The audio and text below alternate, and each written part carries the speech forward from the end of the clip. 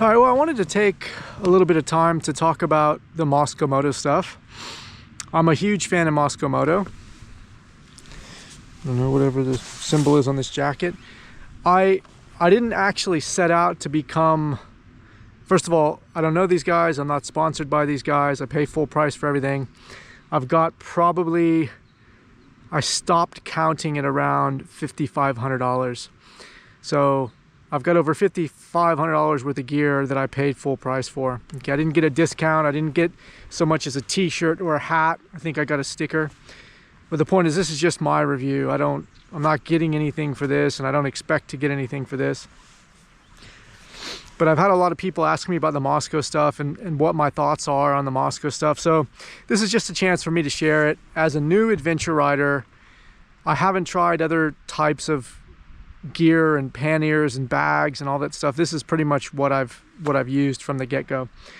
But I've been really happy with it. The Mosko stuff is absolutely the highest quality. It's like, if I think about all the stuff I own, I feel like the Mosko stuff is actually like the highest quality. Like, it's amazing. You know, everything from the jacket. This is the Jackaloft jacket. This jacket's not cheap. It's 370 AU. I've got 2 of these. I like it so much I bought my wife one. But, you know, to give you an example, like this kind of thing, I bought it for the motorcycle, and yet now I wear, this is like the only jacket I wear. So the options were, we could have camped right here. That's our camping spot. We can get this room. I hadn't got that room. What do you think about that? Go ahead and get that room. Because you know what you do when you're out getting hard, you know what you do at the end of the day? You get a hotel room. You get soft. You get soft. You get soft. This one and the other one that I have. But so I use these jackets all the time. You'll see me in pretty much every video. I have one of these jackets, whether I'm wearing it or it's stuffed in my bags. I always have one of these jackets. They're absolutely amazing. It's the Primaloft Gold. They're super warm. They're lightweight. They're absolutely amazing. So really love these. In terms of the gear itself, I didn't start with everything. I've got quite a few pieces here, which I'll flick through. I started with these panniers. I saw a video where the guy did a full video on the importance of toilet paper. And you know what? Most of my bag, if you look at my bag, the 2 panniers are toilet paper. All full. And the reason I did that, a lot of people are like, oh, that seems like an excessive amount of toilet paper. Well, maybe it is, maybe it isn't. Because what happens if you drink that tank water right there, which I have been advised to do by the owner of this facility, and he told me that it would be fine. And then I get riding down the road, and all of a sudden, Hershey squirts. Hershey squirts is coming out. You know what? You're gonna wish you had put more mud than you're picking up. You know. And I did a fair bit of research, and what I really liked about these is the fact that they're 100% waterproof. So there's a dry bag inside these, and that dry bag is completely removable. But the actual pannier itself is completely removable as well, which is amazing.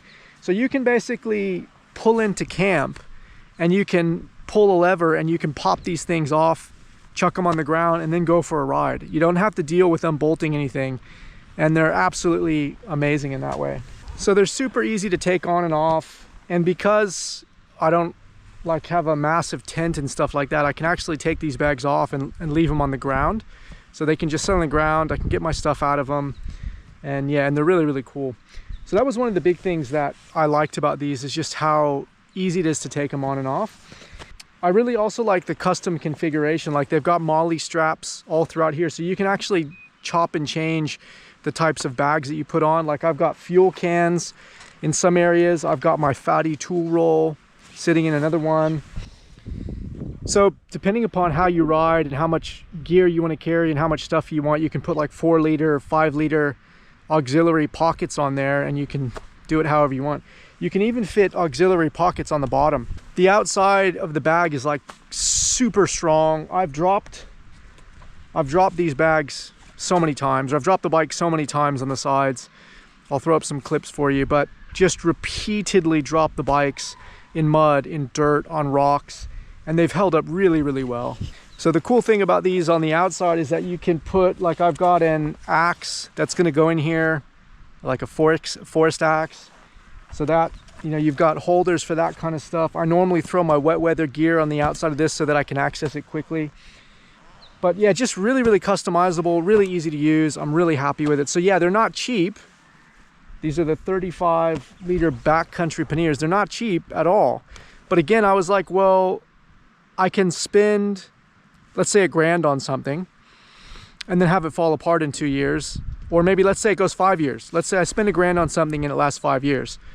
And then what, I spend another 1,000? Well, why not just spend the money on something that's gonna last? Like, I don't like to buy equipment all the time. You know, like my jacket, I've had this jacket for 15 years. This jacket is almost at the end of its life. And so I think like this end of this season, it's probably gonna get upgraded to a Mosko jacket, Mosko pants, it's the same. But my point is I'm not buying gear all the time.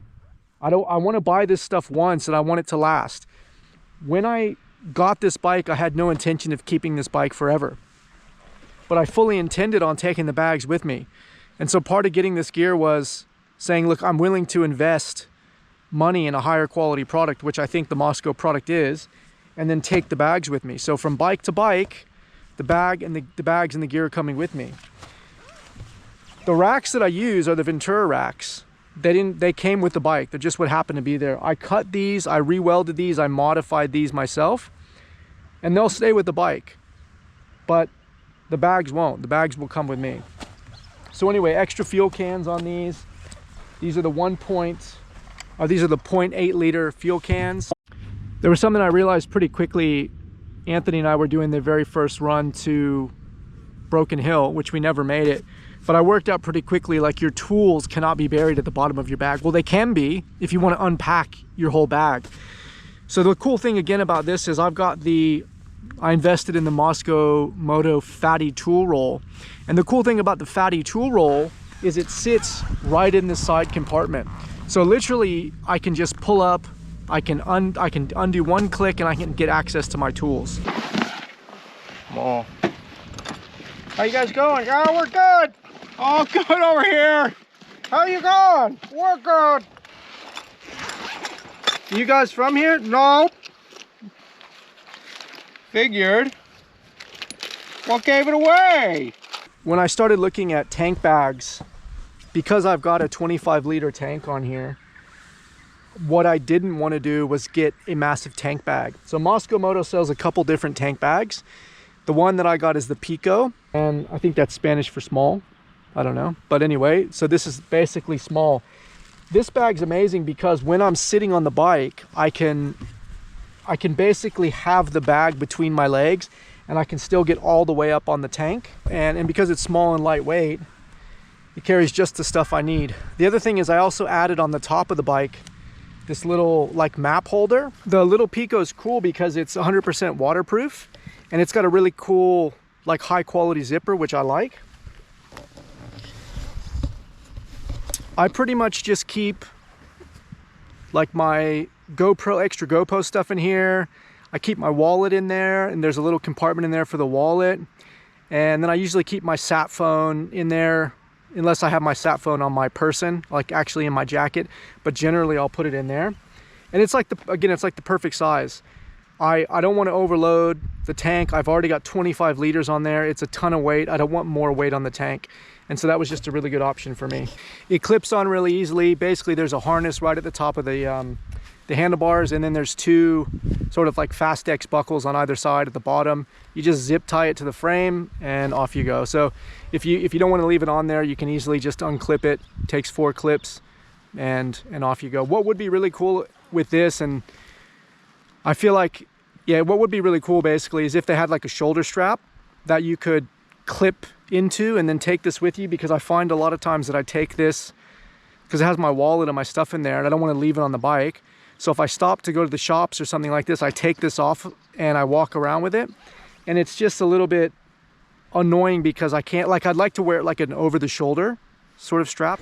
When I'm not fully geared up, like when I'm not taking the panniers and the duffel and everything, I use the Mosko Moto cinch straps. This is gonna be, no, this is just what I need actually. Not just riding around doing soft trips. We need to get hard. We're going to get hard properly. I'm not sure if we should plumb it. Plumb what? The toilet. We're on a beach, man. We got a toilet.